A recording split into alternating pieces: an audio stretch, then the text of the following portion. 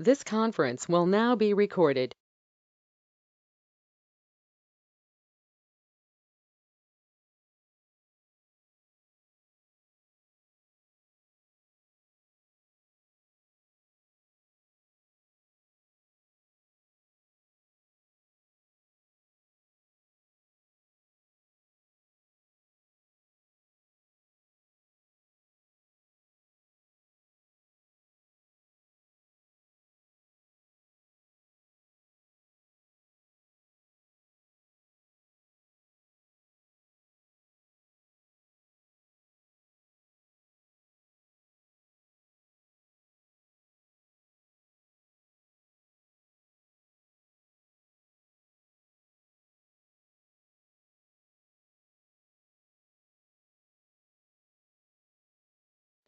Hello, hi, good morning all. Are you able to see my screen now? Good morning, RK. Yeah, able to see. Yeah, hi. So this is a typical JVM and middleware software interaction diagrammatic representation. So what basically this diagram is showing you is the high level interaction between the JVM and the middleware. Middleware is nothing but the type of application server that you're using where you're deploying your all war files and EAR files of the code and business logic that you deploy into the type of application server that you're using. It can be WebLogic, or it can be WebSphere, or it can be JPOS, or it can be Glassfish, Apache. It can be anything. Okay. So as you can see, the threads allocation for a Java Enterprise Edition application are done mainly between the middleware kernel. Most of the threads are created inside, okay, inside the JVM and inside the middleware kernel is nothing but the application. Okay, there are some there are some situations and exceptions where application itself or some APIs creates threads, okay, directly, but this is not a best practice. For every application server, you will have a main thread. Okay, when we talk about thread dump analysis, we'll have main thread. You will have a lot of processes, and each process will have at least one thread. And one main thread, what it will do is it will create a lot many other threads. Okay, but everything that happens only through the main thread. Okay, and most of the threads, what you need to keep in mind is most of the threads that reside inside the JVM, what they do is they are completely managed internally within the JVM. For example, if you take garbage collection, right? In order to free up the memory or in order to handle some concurrency, I mean, the JVM has to handle some kind of internal threads such as garbage collection threads. What they'll do is they basically handle the concurrent garbage collections. Even the garbage collection happens concurrently when you have excessive concurrent hitting on the application. One moment.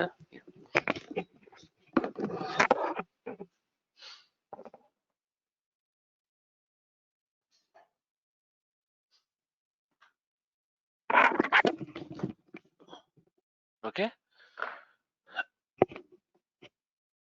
and also you need to, before you give, if you want to know how many threads a JVM will handle, you need to have the detailed understanding on the application, and it purely depends upon what type of RAM and the type of CPUs. It completely depends upon the type of hardware configurations that you're using. Accommodating the number of threads will always depends on the version of JVM that you're using, the type of JVM that you're using, and the configuration, the hardware and software configuration it has. So, s- so since most of the threads are actually, the allocations happen in Java EE container. If you look at after the middleware, if you see the Java EE business services web container, EJB container, right? So basically all the thread allocations happen in the Java Enterprise Edition container. So for that you need to understand and recognize how much thread stack is required. Okay, so how much thread space you need to give, stack size. Stack size is the important part because every thread that is created, right, all the details of that particular thread will be holded by something called stack area. So when we talk about that stack area, it is one of the main important memory area inside the heap.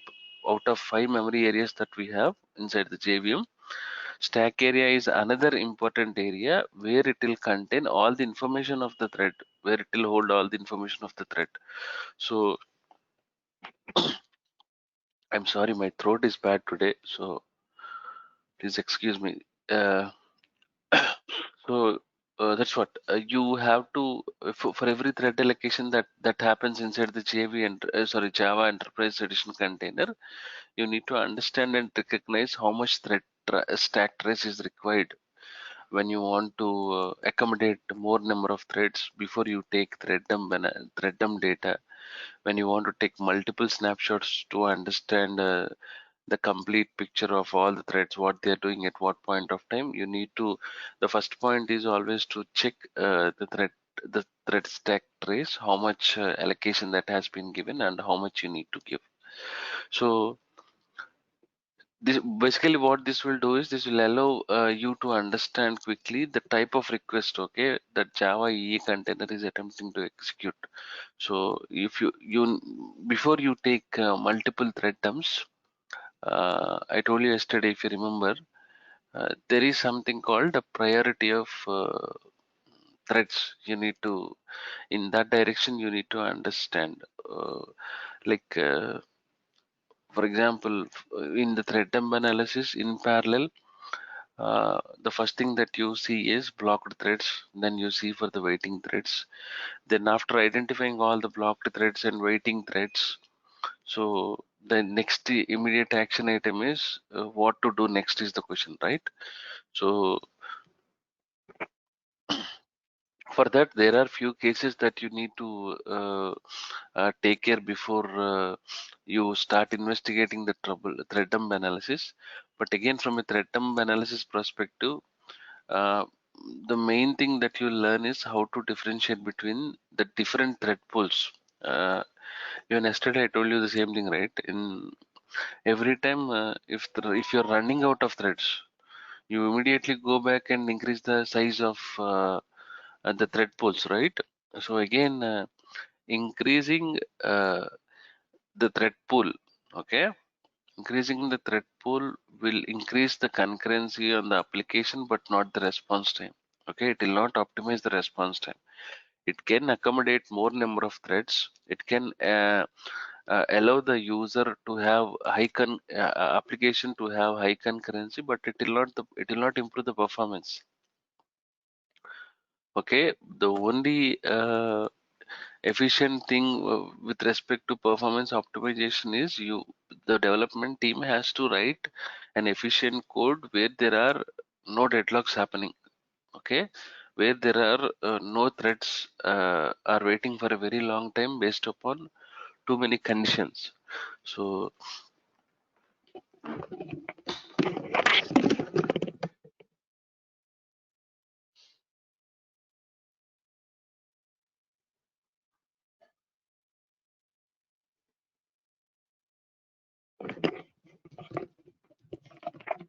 hello, hello, Yeah, okay. am I audible? Yeah. Yeah, it said that the headset is disconnected, so okay, I reconnected it again. So again, you have to differentiate between the different thread pools that you have, that you found in JVM, and to identify and troubleshoot, right, you need to identify the request type. And Mahesh actually asked me a question yesterday, right? So what are the maximum number of users per thread? So basically, when we talk about a thread, right, thread is a specific task. Thread is designed to execute a specific task.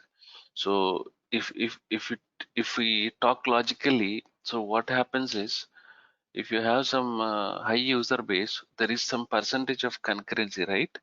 For example, 2 to 5% of the total number of users will be accessing the application concurrently and simultaneously. It means that they keep hitting the same functionality at the same point of time without any time gap. So what happens in that place is there is no straight answer like this many numbers, this many number of users will be aligned or assigned or will be handled by a thread. So when we talk about concurrency, when we talk about multi-threading application, right? Multi-threaded concept in Java. So what happens is every user will access that particular thread. Okay, because even yesterday I told you this point, right? If a thread, what the thread will do is thread is a very lightweight process which will share the same data, same code, and same address space. Okay, until and unless if it is not having any of the restrictions. If you, for example, if you take any of the banking application, right? For example, if you take a joint account, I mean, if myself and my father are having two ATM cards, and we are doing the same activity at the same point of time, trying to withdraw the money, and if we both of us are doing at the same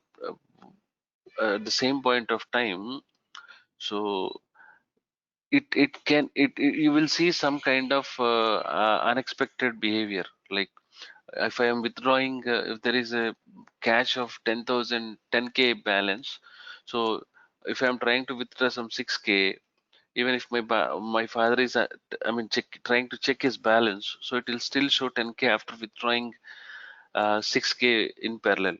Okay, if I'm taking the money in another ATM parallelly, if I'm taking 6k, it should show the balance as 4k. My father is he's still seeing 10k. That means that there is no if you might have heard about something called synchronization block, right? Using synchronization is nothing but they will write a block on a particular thread. So what it will happen is, so one user at a time, he can use that particular thread only once.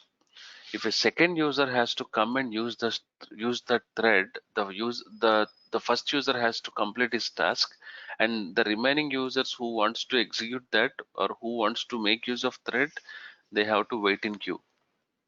Okay, basically using this synchronization concept as part of coding practice is not a best practice in any of the Java coding. The reason is because if they are using too many synchronized blocks on each and every thread, what will happen is you will see very high response times. Okay, so the thread, the number of users using a single thread depends upon the type of application, the type of JVM, the type of requirement that we have, or the type of activity the thread is doing, and the type of privilege that each user has to access that thread. If you use IRCTC or if you use Amazon, multiple users will be searching for the same product, right? But it can use the different data. They will search for the same product. If you have some 50% on all the BS4 vehicles, so people will start searching for all the BS4 vehicles, right? Like mostly if you have some 2.5 lakhs discount on Duster car, so all the users will try to search for this particular item for this particular car, and they will try to check the details online. That means that many of the users are trying to use the same search thread, right? It can, so there is no problem in access in giving the privilege to all the users so that they can access that thread concurrently, parallelly, or simultaneously. But when you come to any of the sensitive applications or projects or any of the banking applications, right, they use a concept called synchronized blocks on that particular thread, so that what it will happen is it will set a privilege like one user can access this thread at one point of time. So once the user completes that specific task, so he can go ahead and he can the second user comes in, then he can do it. But whereas there is a different question that can be asked: how many number of threads a JVM will accommodate? This is another question. Okay, So accommodating the number of threads to a JVM, I told you, right? It depends upon the type of it. Can be for 32-bit and 64-bit, the numbers are different. For 128 KB stack space in 32, you will see you can accommodate some 15,000 to 18,000 threads. And if it is 64 KB, sorry, it is a 64-bit machine. If you are giving it, I mean, stack size of 256 to 512. So again, it depends. It can accommodate up to 25,000 threads, and again, it depends on uh, the thread pool, how a thread pool will work in Java, and how the thread pool executor will make all the thread pools to work. Okay, let's talk about what is thread pool and what is thread pool executor. Basically, what a thread pool will do is, a thread pool, you will have multiple thread pools in JVM. I'll show you where you will have all these thread pools in WebLogic when we deploy an application.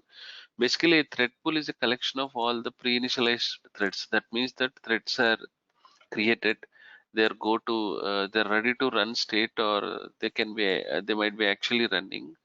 So generally, the size of this collection, the thread pool, is fixed, but this is not mandatory. You can increase the size of thread pool in the way you want, but again, you need to give these values depending upon what numbers you see with respect to performance. If you are seeing any high response times, or if you are seeing more number of struck threads or more number of deadlocks, right? And every time, if you have a test which has to run for 4 hours and you are running it only for 1.5 hour or 2 hours, and you see out of threads, okay, in such cases, the only option you will have is you need to increase the size of thread pool, okay. And at times you also need to check the size of the collection. So how many threads it is actually collecting, so how many threads it is accommodating. So this particular metric, you need to go back and you need to go to the application server, and you have some metrics there. You can directly increase the connection pool, thread pool, and you can make necessary changes. Okay, so basically what happens in thread pool is it works on I mean, it works on wait in a queue like structure. You must be knowing first in first out, right? So what happens is when a thread completes its execution, the thread pool immediately it will pick up a new task from the queue and it will execute it. So when all the tasks are completed, the threads remain active and wait for more tasks to come in the thread pool. It doesn't mean that once the thread completes its task, okay, so it will not go to idle, or it will not go to terminate state. Once it completes the activity, or some completes the entire execution, basically what it has to do is it has to pick up a new task, okay, from the queue. So every time a thread is completing the execution, it will remain active and it will wait for the remaining tasks in the thread pool to come. Okay, so there is another component called watcher. Okay, what this watcher will do is this watcher will keep watching this queue. This queue is called blocking queue again. So what you will know from the blocking queue is uh, the watcher will wait and see for some new tasks. You can see if at all they have some new tasks that are coming, right? You can see all the new tasks that are coming in the blocking queue. So what this watcher will do is the watcher will continuously watch this queue to see if there are any new tasks that are coming and waiting in the blocking queue. As soon as the tasks comes, as soon as the task comes, right, then I mean the new tasks, threads, what they do is they again start picking up the tasks and it will start executing them. So when it, the question is how many thread pools we have uh, in Java. So again the answer is it depends. You can have multiple thread pools depending upon the size of architecture that you have, or depending upon the type of application and what each thread is doing.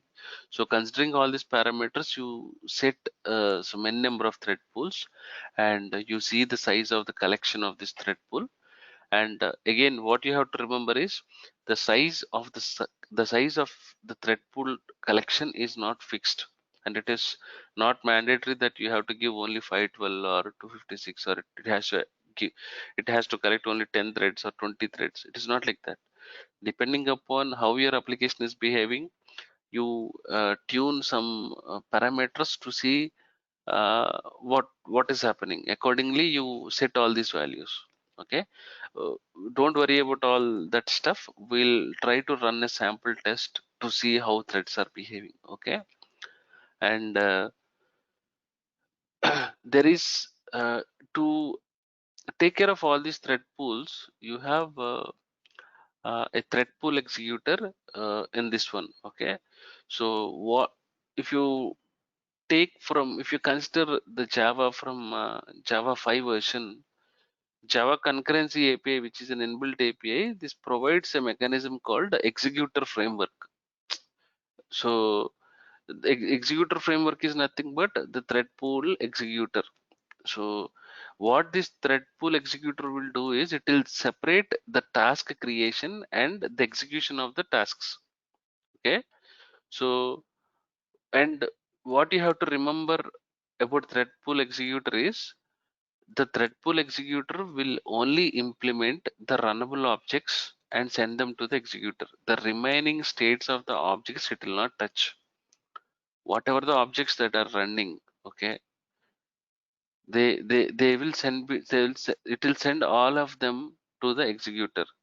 Now the role and responsibility of a thread pool executor is it will take care of the thread execution, instantiation, and it will run that thread with all the necessary what action items or necessary tasks.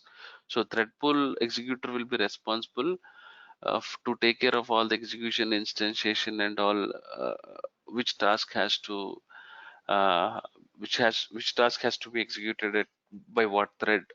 So this all parameters will be decided by thread pool executor. Okay, so, and if you go back and see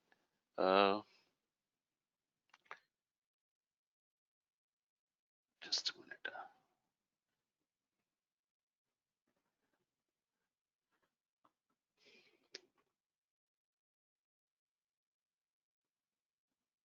Oh, sorry, just a minute.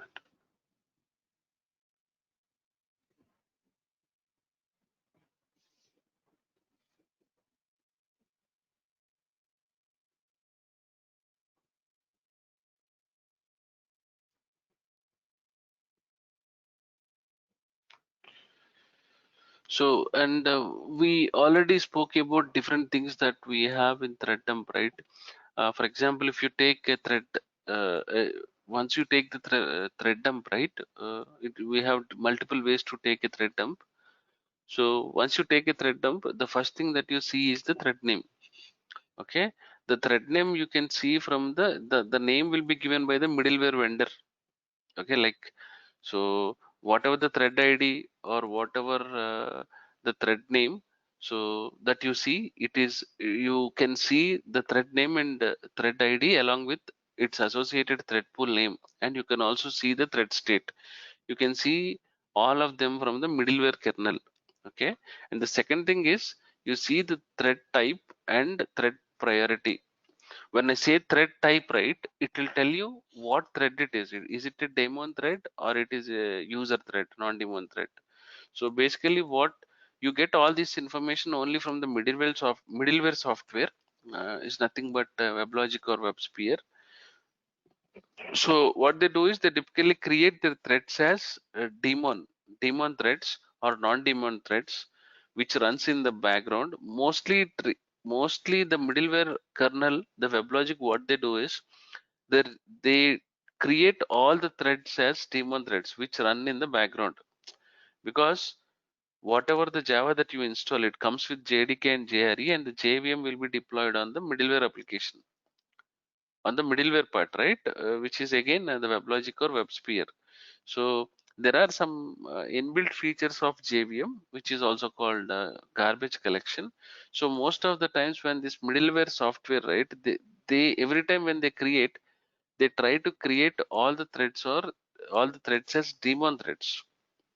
It means that they provide all the services to the user. For example, uh, garbage collection again. So after that, you will see the thread ID with something like this. Let me show. I don't know if I right. I forgot.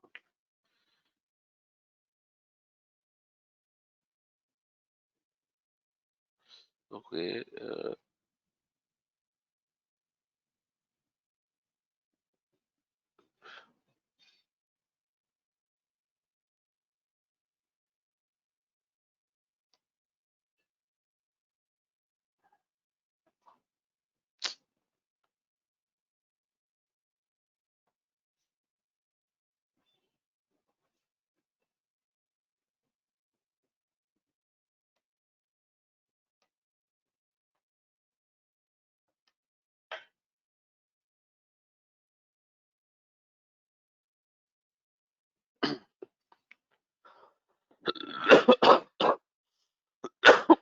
I'm sorry.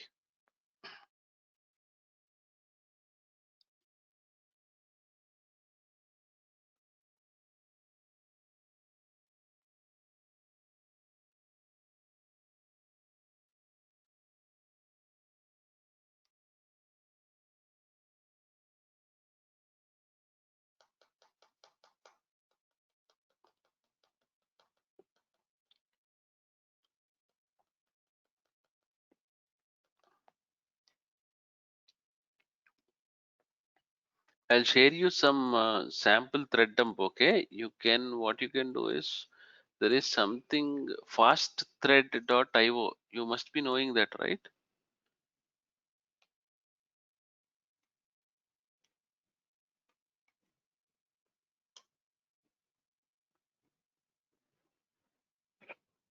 I'll share you one sample thread dump. What you can do is just add the file, browse, and you need to click on analyze.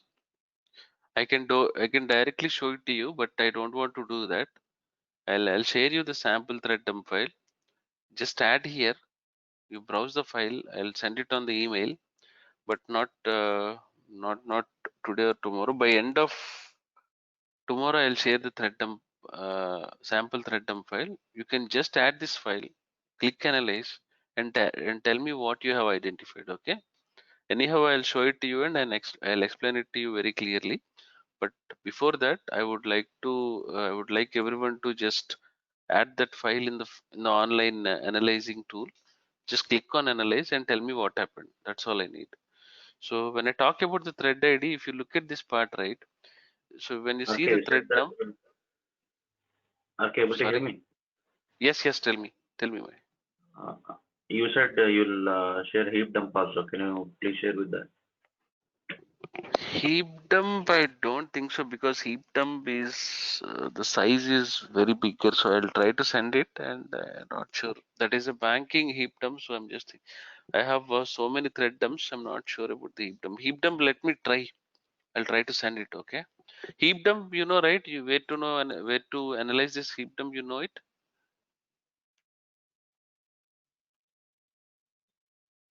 No, online I don't know. Heap hero. Heap hero.io.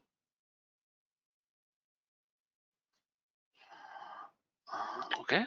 Once you have this file, you need to uh, click same thing. Heap dump. You need to browse. You need to add.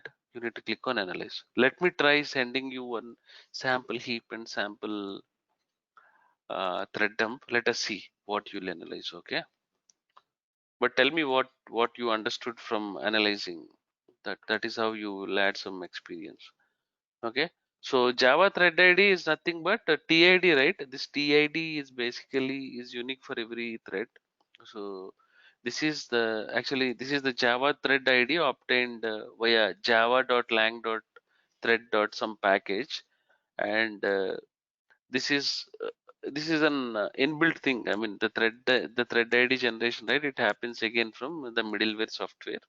So it has some package. It is obtained from Java lang dot package something, and there is a native thread ID. If you remember, yesterday it spoke about native thread.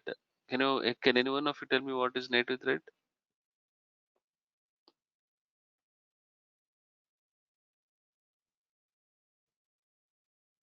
Any thread which is mapped to operating system thread is called native thread, right? So if you want to check the native thread ID, you will see something like NID equal to 0x something like 14E0 something. Okay, so this is one of the important value which is called native thread ID, which you see NID equal to something, some value, right? 0x14E0. This is the crucial information. What this native thread ID will do for you is it will allow you to correlate which threads from the operating system perspective are using the high amount of CPU inside your JVM. With the help of NIDs, right? If you take all these NIDs, if you filter with by a drop down called NID native thread ID. So what this native thread ID, in what way it will help you is, it can help you to correlate and to identify which threads from the operating system perspective are using the most amount of CPU inside the JVM. Okay, so Java thread and detail. Basically, Java thread state, you will see it, right? Is it running or is it blocked, or is it waiting for a lock? Is it is waiting on condition? You will see the state, and the state is running or blocked. The details are nothing but it is saying that waiting for a. If you look at the details, I'm not sure if we have some details here. See, it is saying that the state is runnable. And if you see zigzag.threadum.demo CPU high usage is the details here. Okay, so okay, the details are like this: test deadlock.java. And if you guys are aware of, there is one site called Crunchify. Okay, it's a very good site. What you can do here is there are so many programs here. Like you can you have some programs.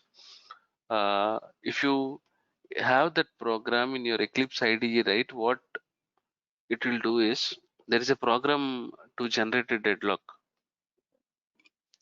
There is one program where he has set some infinite looping, so continuously the objects gets created and it will automatically create a deadlock situation. When that is happening, you can integrate your IDE with JProfiler.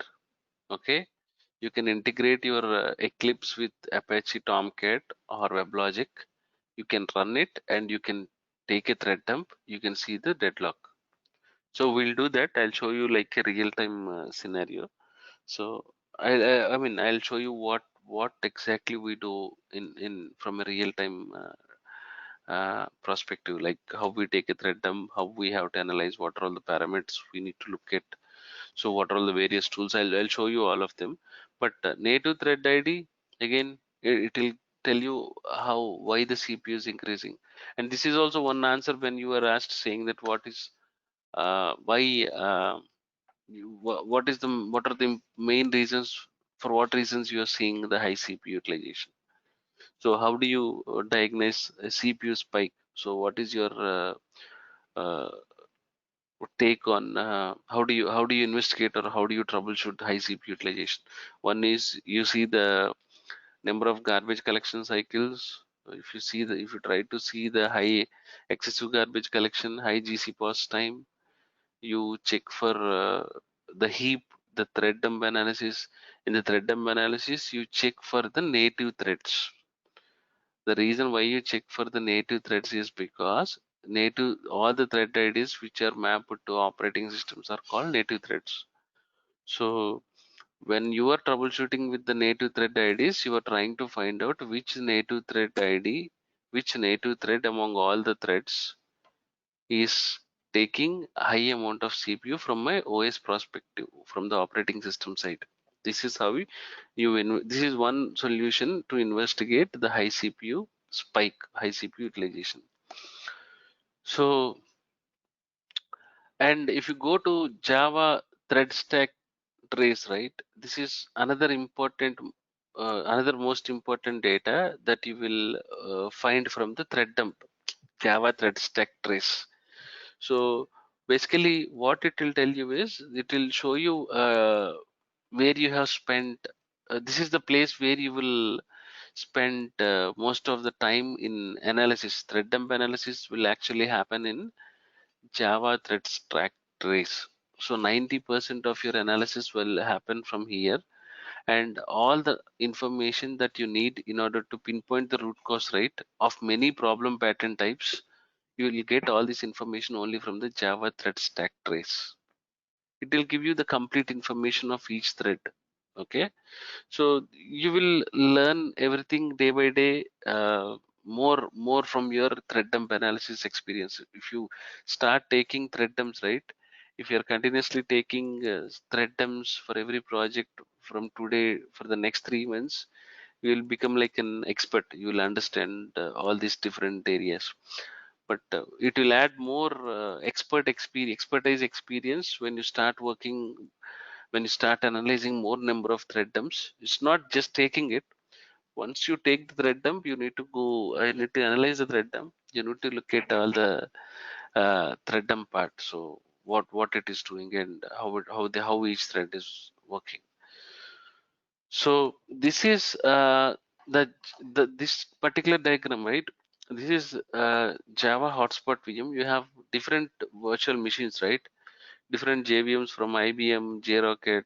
Hotspot is basically from Oracle, Sun people.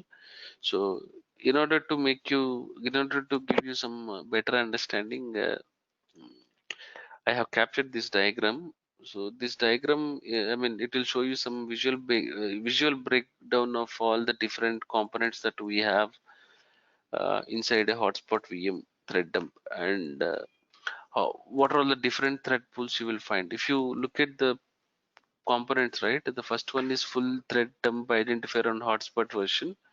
So in the full thread dump identifier, it will give you the hotspot name, 64-bit, and the hotspot version from Oracle Corporation, something like that you will see.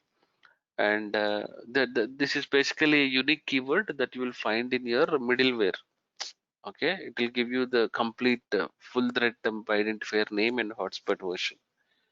And if you can see the diagram, you have several pieces of information, and these pieces of I mean, the different components that you see in the thread dump view inside Java hotspot VM. So it depends on the type of issue that you see. Okay, so it will be, I mean, you have to investigate all these areas depending upon your problem pattern. Okay, so what, depending upon the type of problem that you see from every thread dump section, so you have to go to, you will understand to which area you have to go and investigate. Okay, so most of you must be aware, if you want to take a thread dump, most of the people still say, no, I mean, I see people saying this answer. So how do you take a thread dump? They go to blocks, okay, and they see a command kill -3 and PID. It means that kill -3 24727 is the process ID. What it will do now? Why is this It will command stop used for? it will stop the process. No. Basically, this command is used to take a thread dump snapshot on Unix servers. Okay, and this particular thing has been this particular thing is available only from Java 5, I guess. Before Java 5, there is no kill -3 command uh, which is used for taking a thread dump snapshot. So even I am not sure which version this is not available and from which version is available. You can Google on that. But kill-3 process ID will help you to take a thread snapshot only on the Unix, not on like Windows and everything. It is only used on Unix servers to take a thread dump. Okay, if we talk about the first section here, Java Enterprise Edition, middleware thread pools, application timer, and other internal threads. So this portion is the core area of the thread dump where you will typically spend most of your time. Okay, the most of your time again you spend here, the analysis time. The number of threads that you see again depends upon the type of application server that you use, the type of version that you use, and other third party libraries. Because some of the application servers, the middleware softwares that you're using, right, it can have their own libraries. Okay, when I say their own libraries, some of the application servers will have their own threads. Okay, but again there are few application servers. Once you deploy your application will start creating custom threads, which is not generally a best practice, because all the threads has to be created from the middleware software. They have to be managed from, they have to be completely managed by the middleware portion, the middleware software that you're using, WebLogic or WebSphere. So that is how the performance the performance numbers that you see go as expected. But when you go with some kind of application created custom threads, right, I mean we are still not sure how they'll behave when the application itself is creating some kind of threads. um, Basically even that is not a best practice. So we always use the application servers which are completely taking care of the creation of threads, managing the threads, which will automatically happen from the application, I mean from the middleware software side.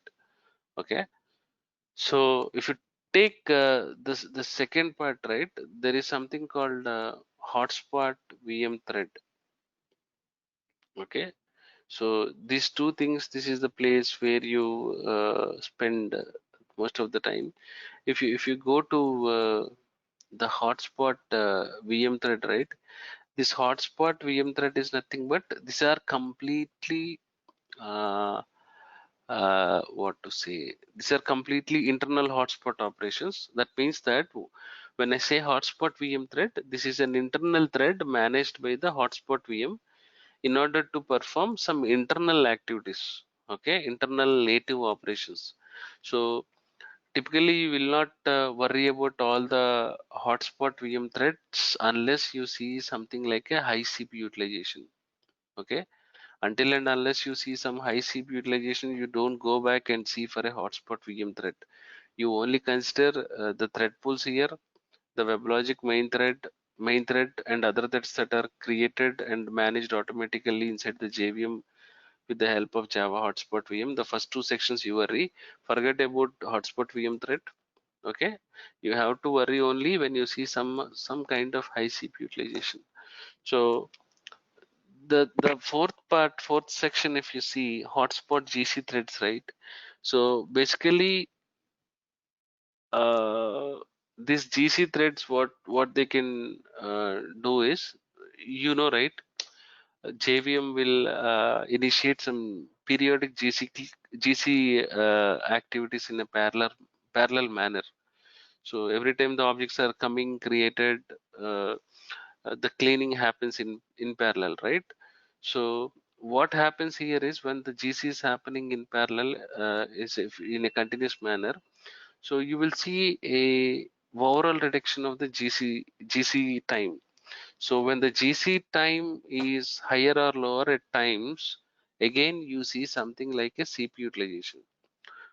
I mean, so to check all the threads, if you see any high utilization, high CPU utilization, or if you see high amount of GC time, or if you're seeing more number of periodic GC cleanups, if you see very often the GC is coming, kicks in, it is doing some garbage collection. So what you do is you collect all these GC threads, okay? So to identify the root cause with GC related problems such as excessive GC, memory leaks. So to see the high CPU from both the operating system and Java processes. So by analyzing all the hotspot GC threads, you will be able to correlate all the different issues that I spoke just now, like the CPU utilization, memory leaks, excessive GC. Okay. Again, uh, you will learn a lot about this GC threads again, because again when I talk about GC, you also need to analyze. If you want to thoroughly investigate the GC activity, you also need to analyze the GC logs. To analyze that GC logs, to see what happened with GC, what you have to do now? Where do you analyze GC logs?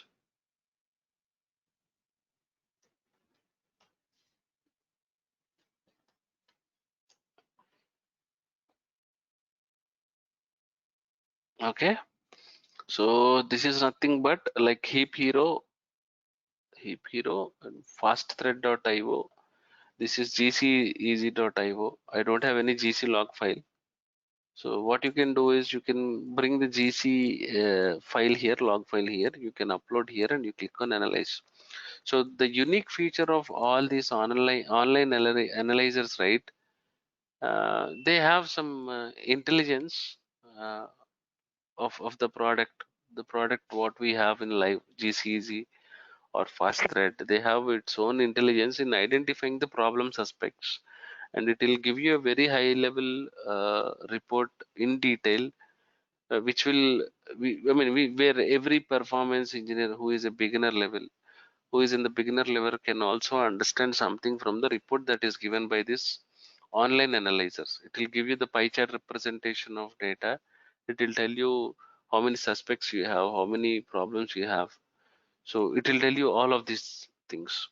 Okay. So okay,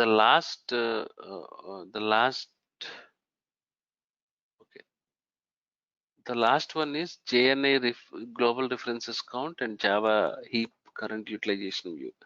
So the JNA is nothing but the number of object references, okay, which are internally managed by Java garbage collector. So it will directly identify the references, the objects with no live references in the Java code. Okay, so you can directly see the number saying that JNI global references equal to 2185. It means that these are all the objects with no live references in the Java code. It means that you can take them off. Okay, so you can, when I talk about heap current utilization view, it will directly show you from JDK 1.6. It will give you the complete numbers of heap. Okay, like right, complete utilization of heap is nothing but the Eden, the S0, S1, younger generation, older generation. You will see all the metrics just by seeing it, the heap current utilization window. So you will get all this information from a thread dump analysis. And see, this can be a bit confusing, or you may not understand in one single theoretical class. But thread dump analysis is an continuous learning process, right? So basically, what every performance engineer will do is he will take a thread dump. Have you ever taken a thread dump? I'll tell you the limitation of the evaluation that can happen to any of you when you go for an interview. Have you ever taken an thread dump? Yes. How you have taken? What are all the different ways? So what is the extension of thread dump? Because I have seen many people who are working in the service-based companies, especially the panels, whoso is interviewing with 12 years or 15 years of experience, they still keep asking you the extension of heap dump file, thread dump file. So what is monitor, what is lock, what is an index? So how do you optimize index? These are all, they start from very basics. So whatever we spoke till now is some kind of advanced thread dump analysis part. So don't worry about that. So you will get to understand all the concepts very slowly, and once you take this one right, I mean, once you start taking thread dumps, once you start using all these tools, once you know how to write this thread dump, how to read, so you see some different values in the thread dump, like thread IDs and native IDs.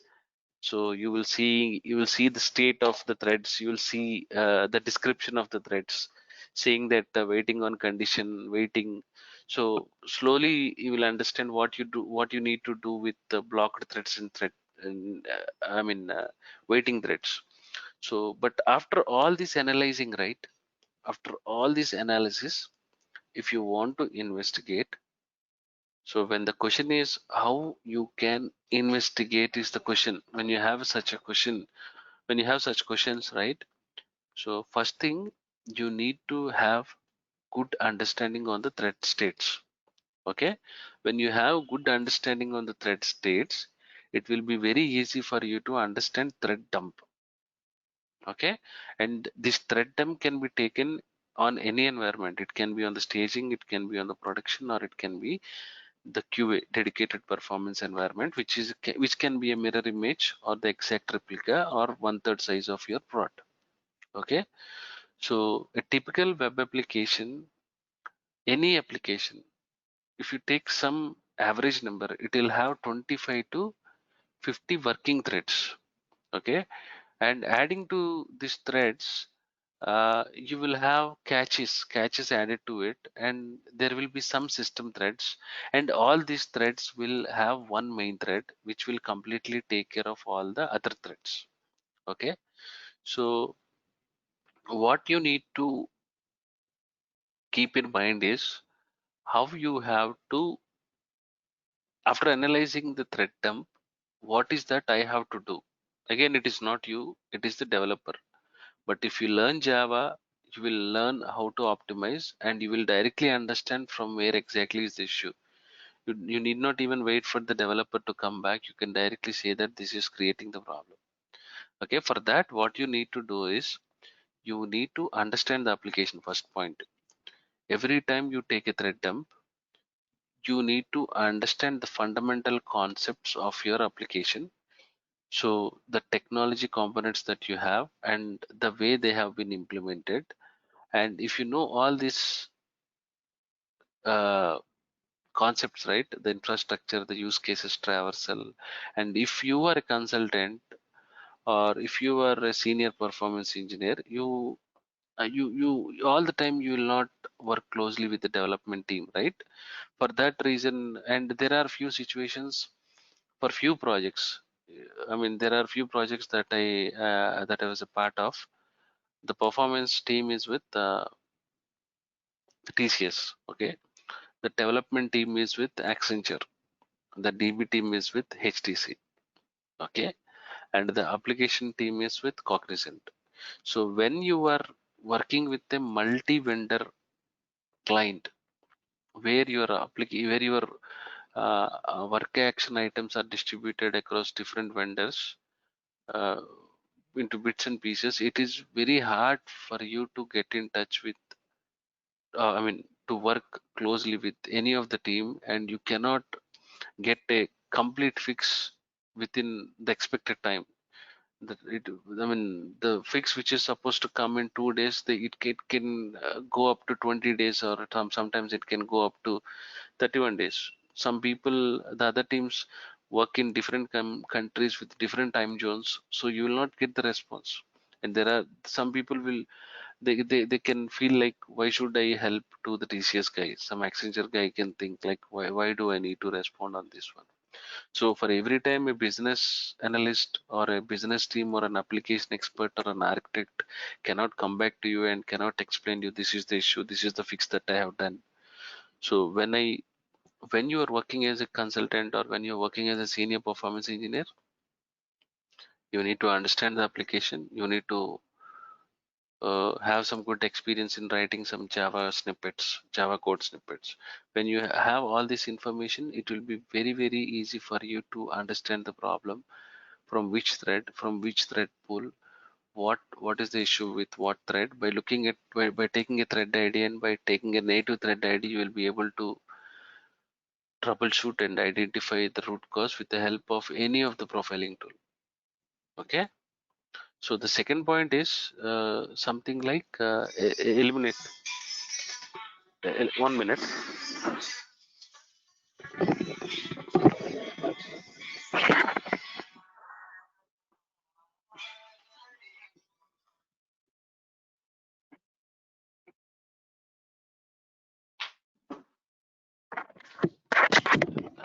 Yeah, I'm sorry, I got a call.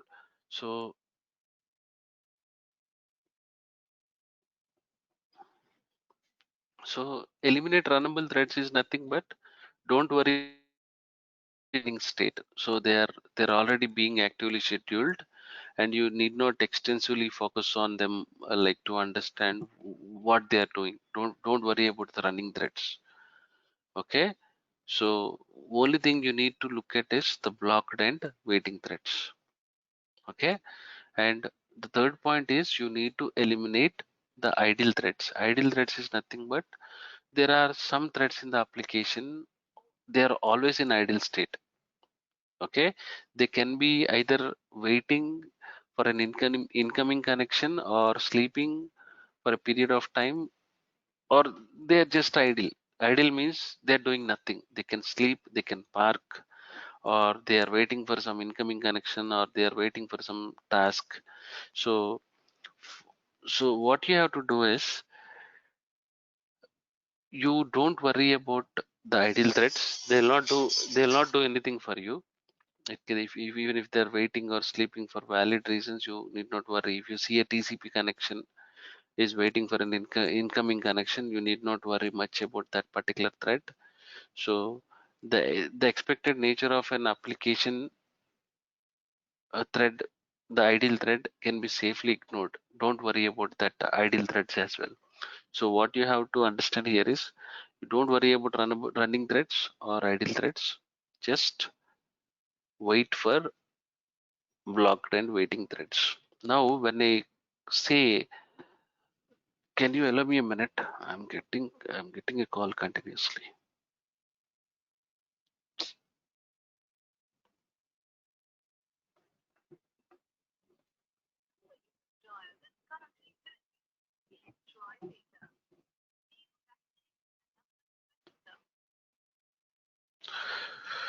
Okay, so when I talk about, I'm sorry about that. So yeah, someone is calling me continuously. Okay, so when I say analyze blocked and waiting threads, this is the most important part of your analysis. Oh my God, this.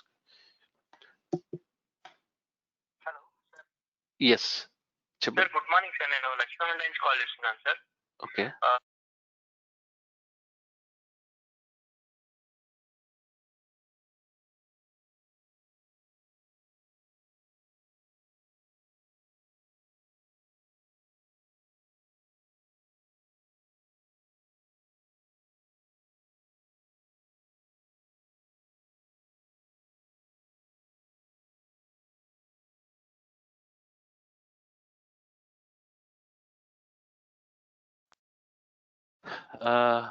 Okay, I'm sorry.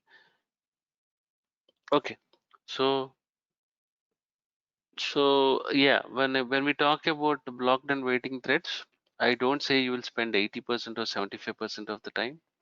All your 100% of the time you'll spend here in this part, important part of analysis. So the first question is why are these threads are in blocked or in waiting state? Okay, basically they have to be in runnable state. The only question is why are they getting blocked or why are they waiting? Okay, so the threads which are waiting, right, they are waiting for monitors which have been acquired by other threads, right? Right, we spoke about them yesterday. We have two threads. uh, One thread is acquiring a lock and doing some activity. The remaining thread has to wait until and unless the thread one is completing its task. It depends again how much time that thread will particularly wait. It can be in waiting state or it can be in timed waiting state. Few threads, what they do is they wait for only for some time, for 2 minutes of time, and if they are not able to get that lock, they are not able to make use of that particular resource which is acquired by thread one, then it will move for and it will search for another task and it will execute. So that is how it will happen. So basically the threads will wait for monitors which have been, for resources which have been already acquired by other threads. Okay, the other threads which acquired these locks, which acquired these monitors, could be either they can be in the running state, or again they can be in also the blocked state waiting for other monitors. You understood this point, right? So you have some threads which are waiting. These waiting threads are basically waiting for some monitors which are acquired by other threads, for example thread 2 and thread 3, and this thread 2 and thread 3 can be in running state. It is again, it is not like they will be only in running state, they can also be in the blocked state waiting for other monitors.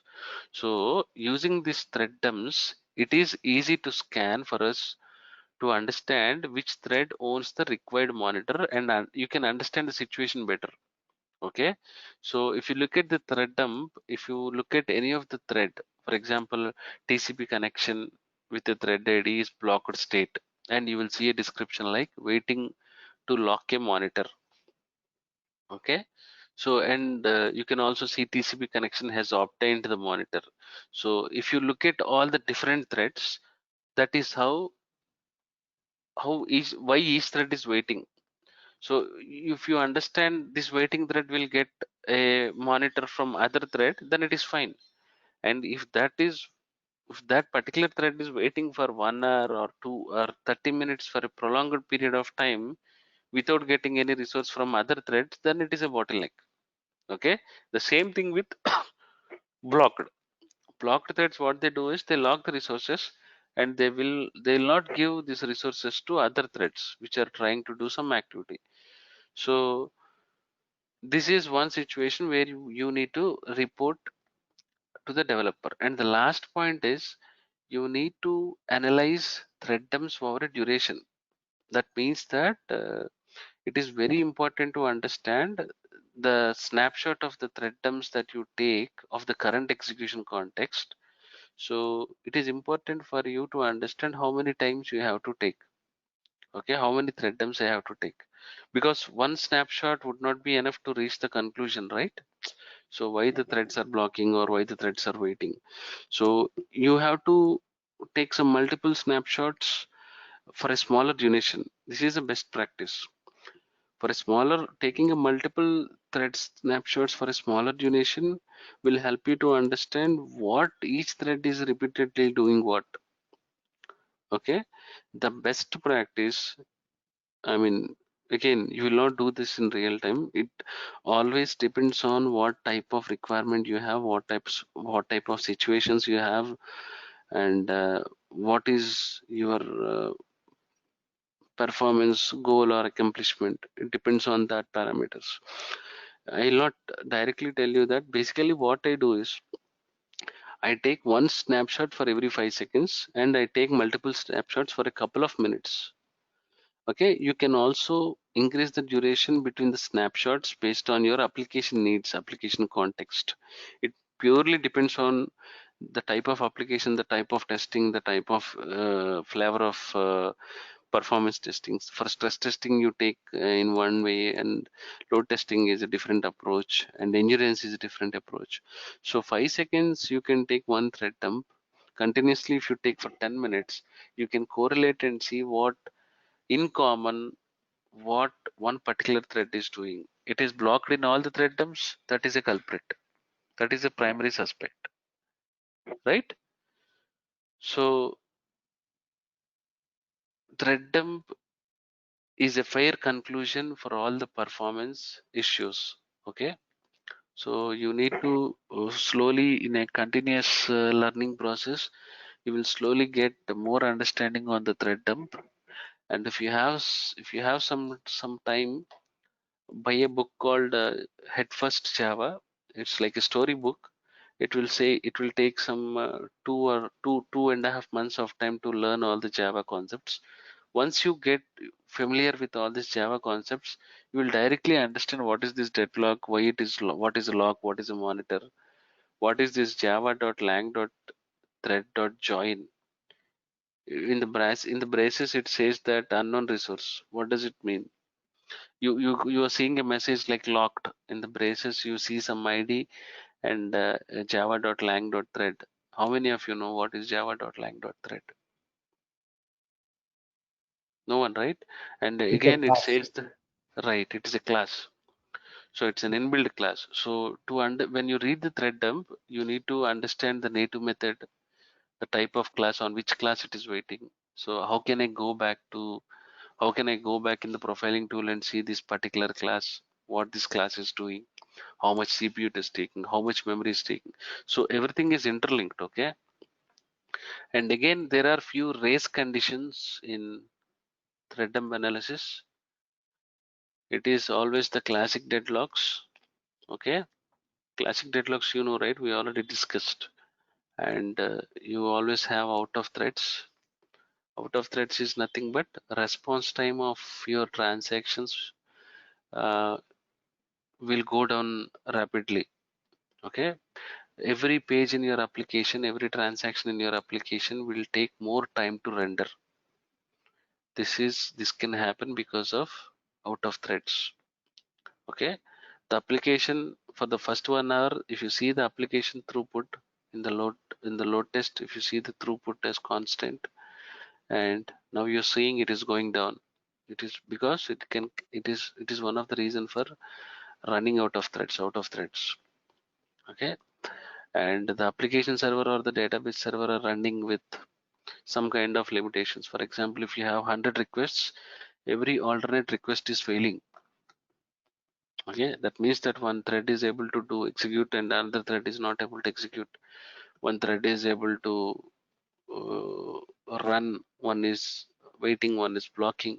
These all abnormal behaviors happen because when your application goes out of threads, okay? So in such situations, you have to go check back out of threads and you have to see how many threads are being utilized.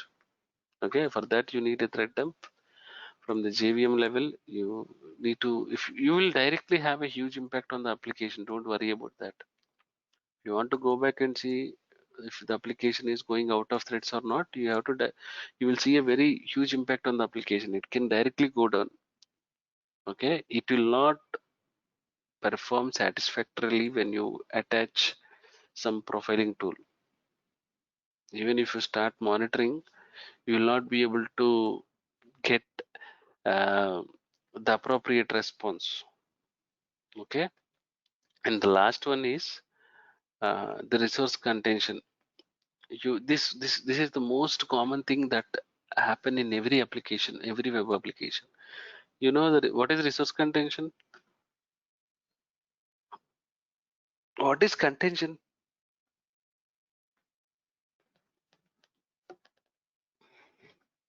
Scarcity. Right. Basically, any contention will happen when two threads are fighting for the same resources, right? So if two or more threads are fighting for the same same resources, no one will get the response, right?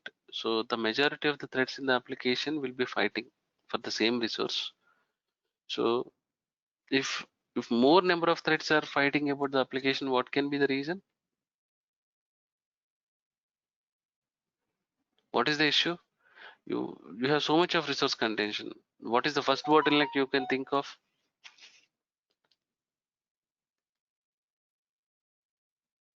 A small case would work. Anything, any answer is okay.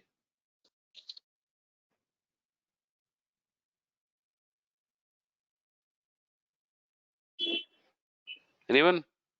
No idea? Inefficient coding? Yes, like the code is not written in a thread safe condition. Right? And anything else? And also the dependency, like resource waiting on other thread. A few dependencies. I'm sorry. So when two or more resources are fighting for the same resource, Yes. the direct indication is inefficient coding and poor application design. Poor application design, if you have poor application design from the applications team, too many threads will fight for the same resource. You need not even test that application. You can simply say that fix this, makes this functionally stable, come back to us, we'll do performance testing. Okay, you can say this direct statement, you can give this direct statement to all the people in the team only when you know Java, right? Okay, that is a different case again. So if you, there are few scenarios like where you will have multiple incoming requests that will try to retrieve data from the cache and they'll try to render the page. Okay, so most of the times what happens is the cache, what it will try to retrieve the data from the disk directly. So that is why the reason you will not see this contention issues.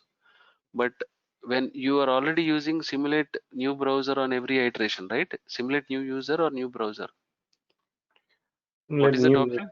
New new user. Simulate new user on every iteration. Yes. So most of the times when you try to load test, right, majority of the customers wants us to load test without cache. Contention things will not happen when contention will not happen when the data has been, when the user is trying to retrieve the data directly from the cache, the page is rendering because the data is being retrieved from the cache and it is getting the data directly from the disk. So most of the times that is why the reason you will not see contention issues. Okay, but the most common symptoms for resource contention you have are the throughput goes down, the response time, the responsiveness of the application will fall drastically. You don't even like it will go from 2.2 seconds to 13 seconds, 30.7 seconds, 81.2 seconds. Okay, the CPU utilization will go down. If you see the CPU utilization constant about 33% or 37%, now you see the 11% of the utilization.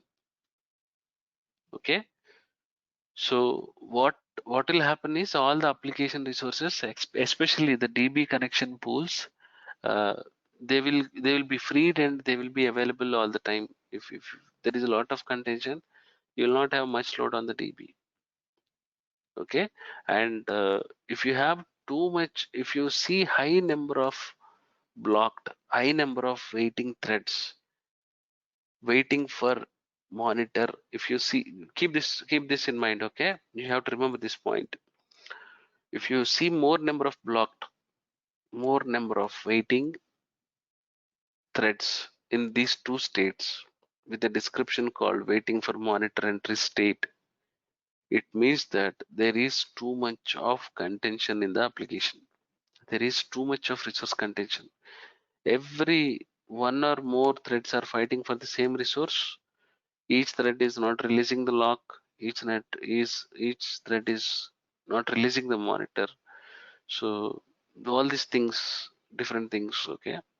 So the overall conclusion is thread dump will give you, will solve some 40 to 45% of the problems. Okay, so thread dump, it reveals all the state, all the application behavior. It will provide you all the valuable insight of all the different states of the application, which will help us to quickly identify all the different issues. Okay, and you have multiple tools to identify multiple issues, and it completely depends upon what requirements you have. Okay, so this is all about thread dump. We have spent at least 3 to 4 classes on thread dump, right? Because this is one of the important concept in performance engineering, also the heap dump. So I would ask you to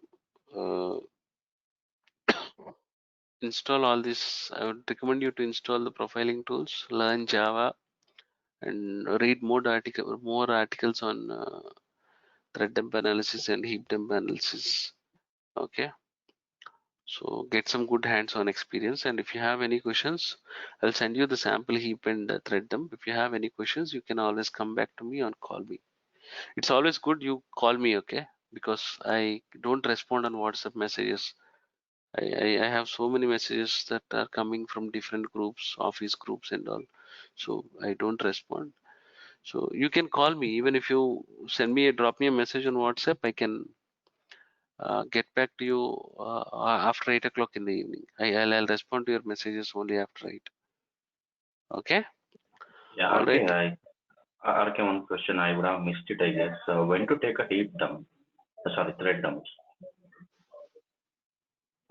Thread dump, thread dump you can take during your load test. You see, if you want to see, you get some abnormal behavior, right? I mean, most of the times it is not, it is only about testing and publishing the report. But when your customer is asking you to identify the root cause and I need a detailed recommendations and suggestions about what's exactly happening, so you need to take heap and thread dump analysis. You do that in every test. That is now a common practice. It is not that you have to take heap and thread dump only in one scenario. To understand all the memory level statistics and all the actual behavior of the application, you need thread dump and heap dump. This again, it talks only about the middleware software, only the WebLogic and WebSphere, JPOS, the type of application server. And you also take, what you take?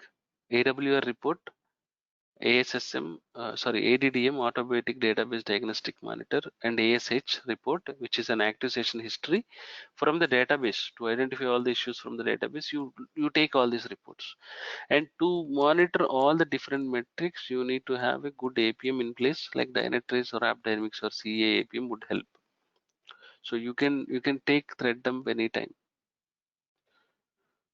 Okay, heap dump also. For example, if you have an test for 2 hours and you have seen some abnormal spikes in some metrics from 1 hour 40 minutes to 1 hour 58 minutes, you take thread dumps for that particular period, wherever Can you we see take some issue. dumps?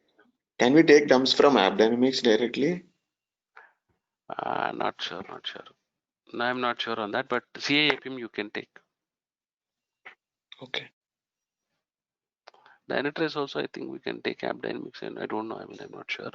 But taking a thread dump is, again, it is good if you can just integrate JProfiler with your JVMs, because even your customers don't know which tool is the best. I would recommend you to use JProfiler.